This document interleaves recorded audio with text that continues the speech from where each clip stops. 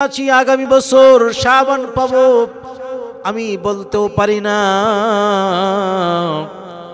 এজন্য আল্লাহর পয়গম্বর রাসূল আরবি সাল্লাল্লাহু আলাইহি ওয়াসাল্লাম বলেন, নবীজি বলেন, ইগতানিম খামসান ক্বাবলা খামসিন, পাঁচটা সময় আসার আগে আগে পাঁচটা সময়ের গুরুত্ব তোমরা দাও।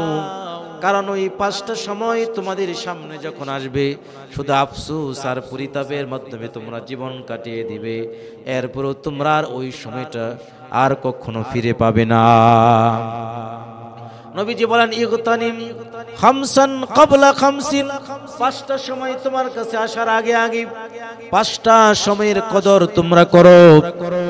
এক নাম্বার, শাবাবাকা ক্বাবলা হারামিক, তোমার বার্ধক্য আসার আগে আগে তোমার যৌবনটাকে কাজে লাগাও। এক সময় তুমি বৃদ্ধ হয়ে যাবে, মন চাইবে ইবাদত করার জন্য, মন চাইবে সফর করার জন্য, দিনের জন্য পারবা না।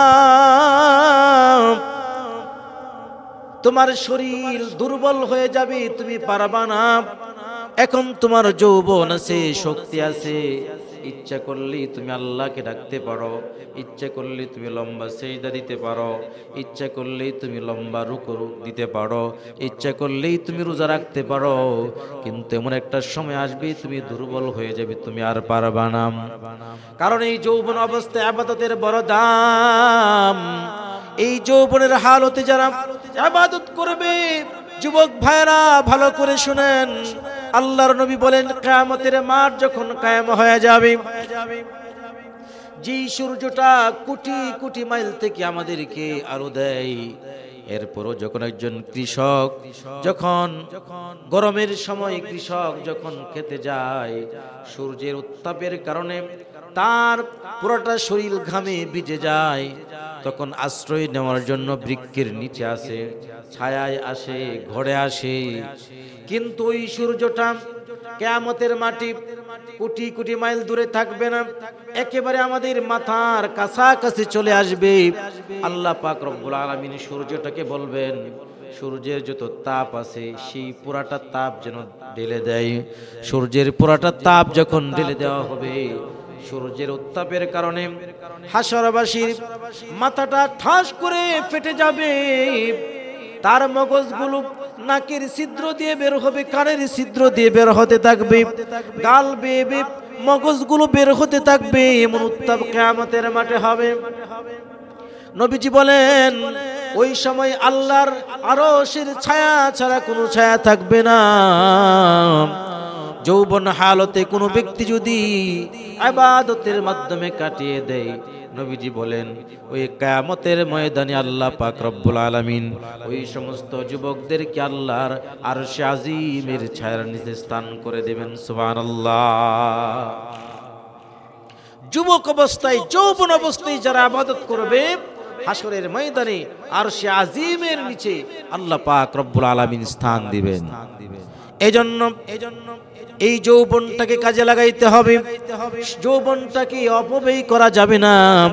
নবীজি বলেন, ওয়াসিহাতাকা ক্বাবলা সুকুমি, তোমার অসুস্থতা আসার আগে আগে তুমি তোমার সুস্থতার সময়টাকে কাজে লাগাও।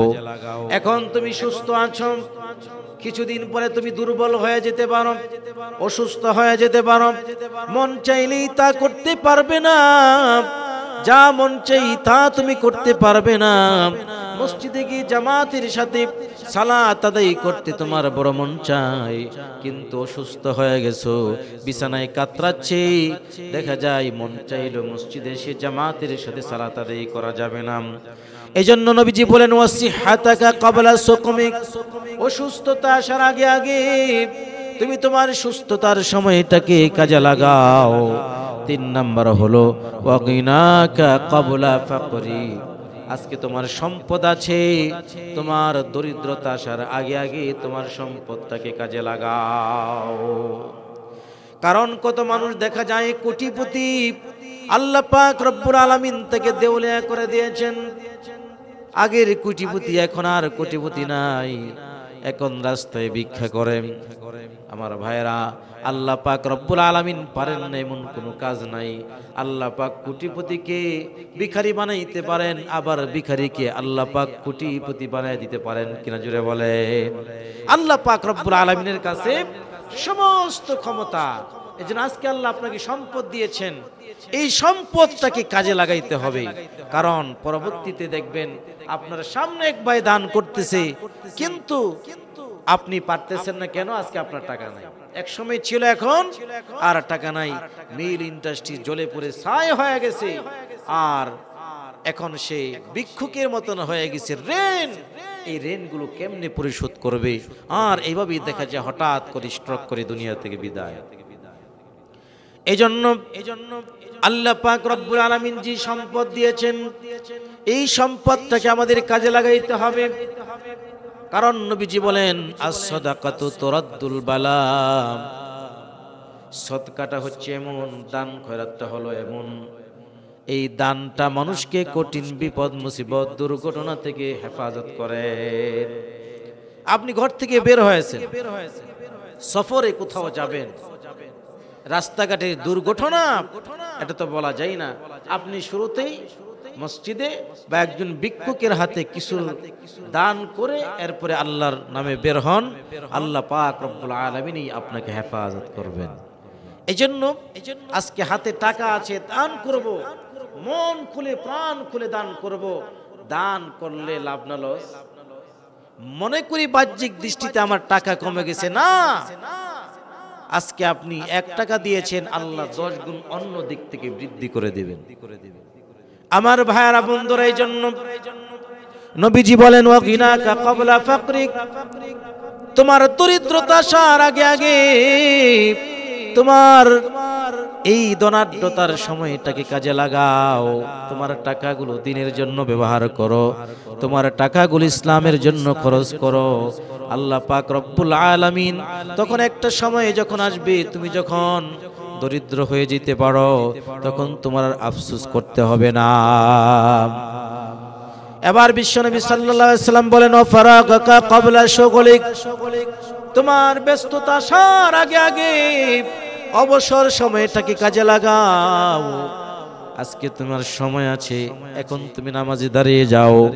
তোমার সময় আছে, এখন তুমি কোরআন তেলাওয়াতে লেগে যাও। এখন সময় পেয়েছো তো আল্লাহর জিকিরে লেগে যাও।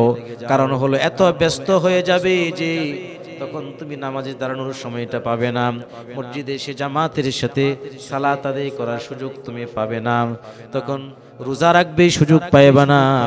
আল্লাহ পাক রব্বুল আলামিন এখন তোমাকে সময় দান করেছেন, অবসর আছো, অবসর সময়টাকে আল্লাহর জন্য কাজে লাগাও। আমার ভাইরা, বিশ্বনবী সাল্লাল্লাহু আলাইহি ওয়াসাল্লাম বলেন, ওয়া হায়াতাকা ক্বাবলা মাউতিক, মৃত্যু আসার আগে আগে তুমি তোমার জীবনটাকে কাজে লাগাও। এই 5টার সময় আসার আগে আগে 5টার সময়কে আমাদেরকে গুরুত্ব দিতে হবে। এজন্য বিশ্বনবী সাল্লাল্লাহু আলাইহি সাল্লামের এই হাদিসটি মুস্তাদরেকে হাকিমের 7846 নম্বর হাদিসের ভিতরে উল্লেখ করা হয়েছে। এজন্য 5টার সময়কে আমরা কাজে লাগাইবো। ইগতানিম খামসান ক্বাবলা খামসিন শাবাবাকা ক্বাবলা হারামিক, যৌবন থাকতে থাকতে যৌবনের কদর করা, বার্ধক্য আসার আগে আগে যৌবনটাকে কাজে লাগানো। 2 নাম্বার, ওয়াসিহাতাকা ক্বাবলা সুকুমিক, অসুস্থতা আসার আগে আগে সুস্থতার সময় কাজে লাগানো। ওয়াকিনাকা ক্বাবলা ফাকরিক, দরিদ্রতা আসার আগে আগে সম্পদগুলোকে কাজে লাগানো। ওয়াফারাগাকা ক্বাবলা শুগলিক, ব্যস্ততা আসার আগে আগে অবসর সময়টাকে কাজে লাগানো। ওয়া হায়াতাকা ক্বাবলা মাউতিক, মৃত্যু আসার আগে আগে জীবনটাকে কাজে লাগানো। এই 5টা সময়ের গুরুত্ব আমাদেরকে বেশি বেশি দিতে হবে। এজন্য আমাদের সামনে শাবান, এরপরে হলো রমাদান। সুতরাং নবীজি যেহেতু এই শাবান মাসে ইবাদত বৃদ্ধি করে দিয়েছেন, আমরাও এই শাবান মাসটাকে যতটুকু পারি ইবাদত আমরা বৃদ্ধি করে দিব। অন্য মাসের তুলনায় জিকির বাড়িয়ে দিব, অন্য মাসের তুলনায় কোরআন তেলাওয়াত বৃদ্ধি করে দিব, অন্য মাসের তুলনায় নফল নামাজ বাড়িয়ে দিব, অন্য মাসের তুলনায় দান সদকা বৃদ্ধি করে দিব, মানুষের সাথে সুন্দর আচরণ করব, কারোর সাথে খারাপ আচরণ করব না, কাউকে কটু কথা বলবো না, মানুষের সাথে মিষ্টি সুরে কথা বলবো। আল্লাহ পাক রব্বুল আলামিন আমাদের সবাইকে কবুল করুক। আমরা সকলে পড়ছি আমিন।